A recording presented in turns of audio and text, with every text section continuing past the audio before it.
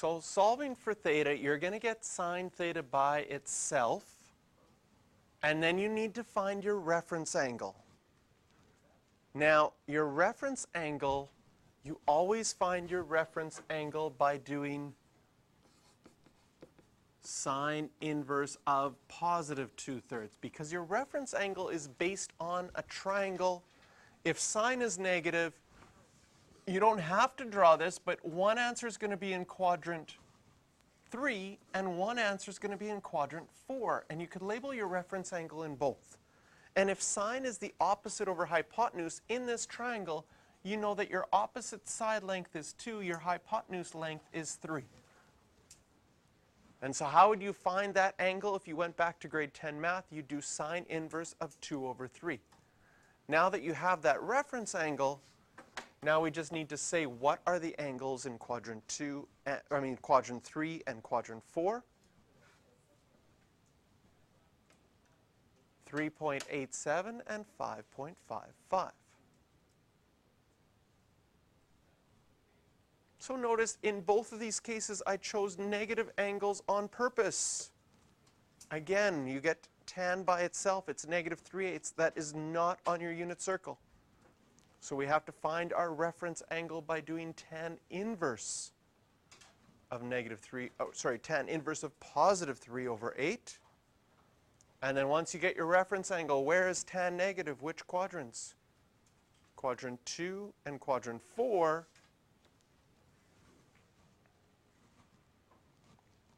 Is everybody okay with how to find those numbers in quadrant 2 and quadrant 4? Okay, again, a picture can really help. So if I draw in quadrant 2, there's my triangle, there's my reference angle. This angle in standard position, well, all the way to 180 would be the same as going all the way to pi in radians minus my reference angle. And if I took my same in quadrant 4, back to my nearest x-axis, label my reference angle. If I want to find this angle, it would be 2 pi minus my reference angle.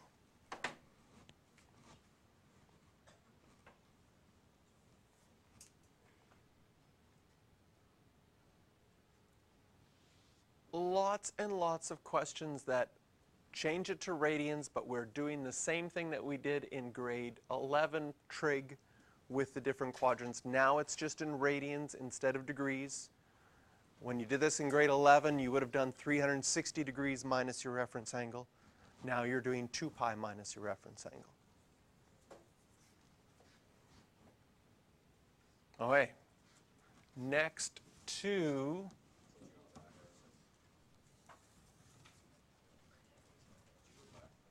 yeah, I can go back. Okay, so first one was causing issues because you got cos by itself and you got 4. And you don't need a calculator because it's just not possible, especially if you think of that 4 as 4/1. Can you draw a triangle where the adjacent side is 4 and the hypotenuse is 1? No. So anytime you get sine or cos, and that fraction is bigger than 1, it's not going to be possible. And they will put that on a non-calculator part because you don't need your calculator to know that that's not possible.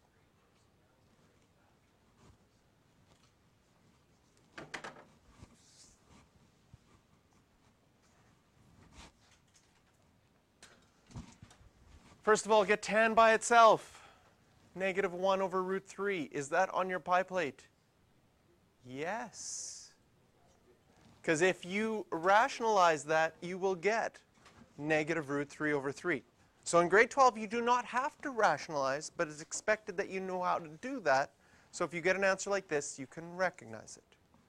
Now that's going to be quadrants 2 and 4 according to your cast rule. If this question said just solve between 0 and 2 pi, those would be your 2 answers. But this question said solve forever. So those are my answers in quadrant 2 and quadrant 4. And I have to list them all if I just kept going around the circle another time and another time and another time. In other words, we have to take a concept that we learned in chapter 6, which is saying, how do I write all the angles that are coterminal or end in the same place as 5 pi over 6? How do I write all the angles that are coterminal or end in the same place as 11 pi over 6?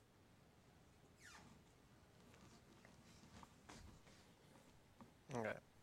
So in chapter 6, if I wanted to write all the ones that end in the same place as 5 pi over 6, I would have to add 2 pi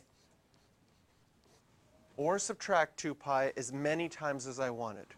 And I would say k is an integer. And I would do the same thing for 11 pi over 6.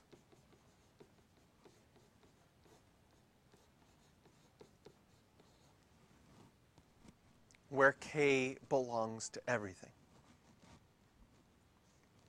And this is what's called the general solution. So at the beginning of today's lesson when I said switch things so that your title says the general solution, the general solution is when you find all of the answers. Up till now we've mainly said, oh, only look between 0 and 2 pi. Or sometimes it says look between negative 2 pi and 2 pi. Your first quiz had lots of those questions that said look between negative 2 pi and 2 pi. Okay? Now, if we wanted to write them all, we'd have to write all the coterminal ones. Now, the official proper form of this looks like this. I'm going to move this. Okay? Here in the red box is the official proper form. We say theta equals, we use one of these fancy squiggly brackets, okay, and write 2 pi times k. Would you agree that 2 pi times k is the same as 2 times k times pi? Okay, for meaning's sake, I like 2 pi times k, because it really makes me think 2 pi is all the way around the circle times k. To me, that means more than 2k pi, but for whatever reason, well, the way they like to write letters and variables and numbers, it's written more often as 2k pi. And we'll say 2k pi, but that means the same as 2 pi times k. And so we write 5 pi over 6 plus 2k pi and 11 pi over 6 plus 2k pi such that, that's a big line. It's the same as a comma, but when you have two things, we write a big line. And then you can say k is an integer at the end. Now, what's in the red box is technically the same as what's in the purple box. And this only works for tan. So normally we'll do what's in the red box, just list the answers you get between 0 and 2 pi and add 2k pi to each of them. But in tan, can you see from our diagram here with all the circles and the you like math kind of hypnotizing picture? Can you see that if you jumped from 5 pi over 6 to 11 pi over 6, that's halfway around the circle? And then 11 pi over 6 back to 5 pi over 6 would be halfway around the circle? So if I started at 5 pi over 6 here and just kept jumping halfway around, can you see that I would get all the coterminal angles with both of them in one fell swoop? And so I could go 5 pi over 6 plus k times pi instead of k times 2 pi, meaning that I'm just adding pi over and over again or subtracting pi. So this is prettier as an answer because it's more streamlined, it's shorter. But if you wrote it either like the purple box or the red box, both would be considered correct. So do I need to know both? Well, yes, because sometimes I've seen multiple choice questions where they've written the answer like the purple, and you'd have to understand why that's the right answer.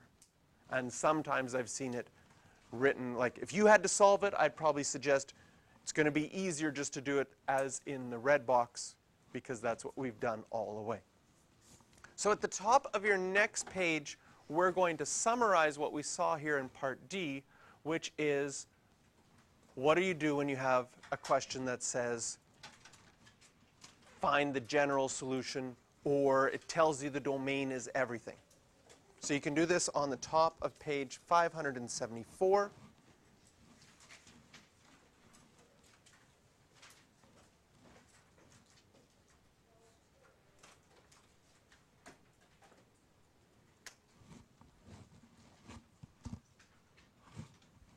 So step 1 is you solve it like normal, just like it's between 0 and 2 pi, or if the question's in degrees, between 0 and 360 degrees. You find all the angles that work between 0 and 2 pi. Then, since you need everything that's coterminal with those answers, you add 2k pi, where k is an integer, to each of your answers.